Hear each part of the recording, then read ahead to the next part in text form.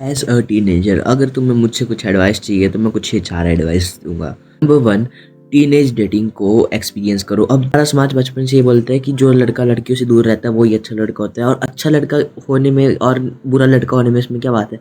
बुरा लड़का वो हो जो लड़कियों की दिल तोड़ते हैं। ऐसा नहीं बोल रहा मैं कि तुम 100 100 150 बना के चलो, क्योंकि मैं जानता हूँ ऐसे लोगों को जो जिनकी 100 बंदी है, 150 बंदी है। मैं जानता हूँ, मैंने खुद आंखों देखी है, लेकिन वो बुरे लड़के नहीं है। ठीक है, करते हैं अच्छे काम भी करते हैं, ऐसा नहीं है कि वो सिर्फ ऐसे काम करते हैं। और ये चीज़ ऐसी है कि अगर तुम टीनेज डेटिंग में लग गए, थोड़ा बहुत करना है बस, पढ़ाई पे फ़र्क नहीं पड़ना चाहिए, अपनी वर्कआउट्स पे, अपने आप पे जो तुम्हारा फोकस है वो नहीं हटना चाहिए।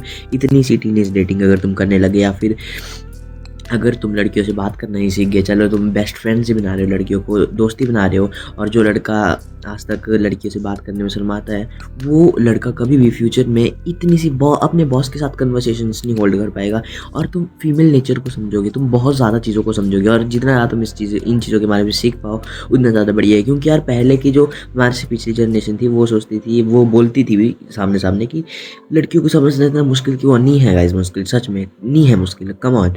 ये अगर तुमने बचपन से ये चीज़ की होगी तो तुम्हें नहीं लगेगी मुश्किल। और ये कोई लफंगे वाली चीज़ नहीं है, ये सिर्फ नॉर्मल सी बेस्ट फ्रेंड दोस्त, और ये थोड़ी सी वैसी वाली चीज़ है कि तुम थोड़ी चीज़ें सीख जाओगे कि क्या क्या तुम्हें करना चाहिए, क्या क्या तुम्हें नहीं करना चाहिए।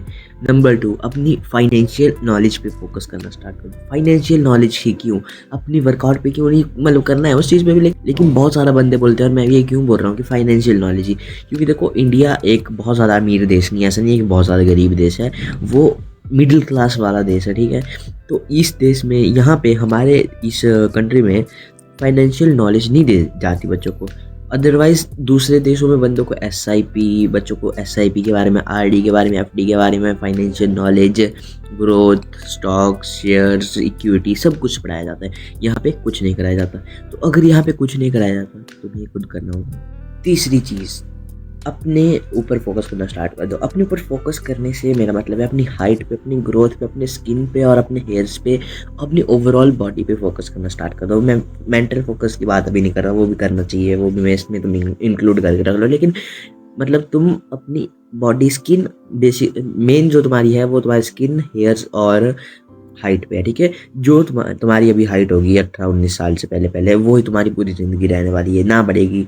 पोस्चर फिक्स तब होगी, लेकिन तुम्हारी जो फाइनल हाइट होगी वो तुम्हारी 18 19 साल तक की बढ़ेगी। ठीक है, और 14 15 साल की उम्र में ही पीक में तुम्हारी हाइट बढ़ेगी, उसके बाद तुम्हारी बहुत कम कम बढ़ेगी। ठीक है, हेयर्स, हेयर्स को अगर तुम अभी से प्रोटेक्ट करना स्टार्ट करोगे तो तुम्हें 25 30 की एज में हेयर फॉल कभी नहीं होगा, कि तुम अपनी डाइट, अपनी स्लीप, अपने और भी चीज़ों पे, न्यूट्रिएंट्स पे, हर माइक्रो न्यूट्रिएंट्स, प्रोटीन पे फोकस करोगे तो तुम्हें ये प्रॉब्लम नहीं आने वाली।